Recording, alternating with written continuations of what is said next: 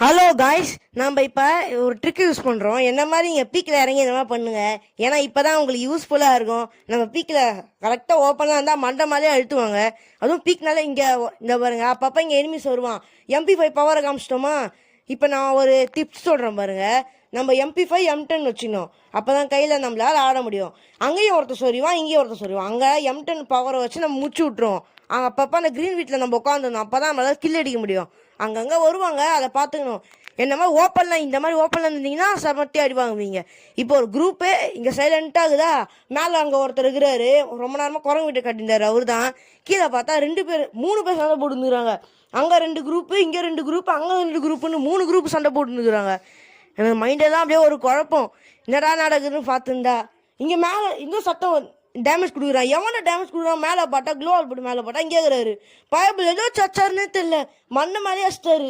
இவர் bro player போல bison வச்சு மண்டையை எழுதிக்கிறாரு. திருப்பி ரிவைவ் சான்ஸ் மூலமா ரிவைவ் ஆகி கீழே வருவோம்.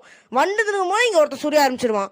MP5 பவரை பார்த்தீங்களே, நம்ம ஷார்ட் ரேஞ்சும் லாங் ரேஞ்சும் வச்சுக்கணும். அழுத்தி பிடி, அதான் நல்லது. நான் சொல்கிறேன் M10 மட்டும் M10 கண்டிப்பாக வச்சுக்கணுங்க. M10 நம்ம உயிரே காப்பாத்துச்சு. இந்த இடத்த M10 எப்படி உயிரை காப்பாற்றுச்சு பாருங்க. கையில் GT6 வச்சு கொஞ்சம் டேமேஜ் கொடுத்துட்டேன், ஆனாலும் சாவலை. அப்புறம் M10 வச்சு M10ல 2 புல்லட் வேஸ்ட் பண்ணியாச்சு. அவகிட்ட ஏறி வர ஆரம்பிச்சிட்டான் மெடிக்கல் போடாமல். டப்புன்னு M10 இல்லைன்னா செத்தே போயிருப்போங்க.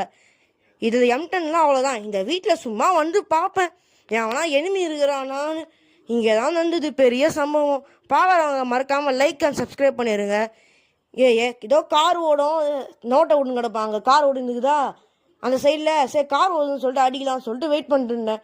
எங்கேருந்து வருவான் ஜீப்பில் வருவான், அடிக்க முடியும்னு சொல்லிட்டு பார்த்துருந்தா பின்னாடி ஒருத்தன் அடுத்து மண்டையிலே அடிச்சுதான். எப்படி அடிச்சா கூட எனக்கே தெரில.